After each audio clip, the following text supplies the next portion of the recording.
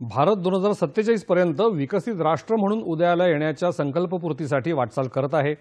विकसित भारताचा मार्ग विकसित बंदरापासून बनतो। त्यामुळे विकसित भारतामध्ये JNPA अर्थात जवाहरलाल नेहरू बंदर प्राधिकरणाची भूमिका महत्त्वाची राहील, असे गौरवोद्गार राज्यपाल रमेश बैस यांनी काढले। जवाहरलाल नेहरू बंदर प्राधिकरणाच्या 35व्या वर्धापन दिनानिमित्त मुंबईत आयोजित कार्यक्रमात ते आज बोलत होते। JNPA भारतात एक अग्रणी बंदर म्हणून उदयाला आला आहे। आधुनिक तंत्रज्ञान, पायाभूत सुविधा तसंच धोरणात्मक उपक्रमांमुळे हे बंदर जागतिक बाजारात महत्त्वपूर्ण बंदर ठरलं आहे, असं ते म्हणाले। यावेळी विशेष तिकिटाचं प्रकाशन राज्यपालांच्या हस्ते करण्यात आलं।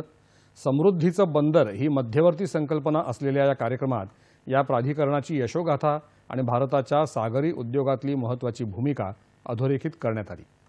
देशातल्या बंदरांशी संबंधित घडामोडींमध्ये परिवर्तन आणण्यात हे प्राधिकरण अग्रेसर राहिलं आहे।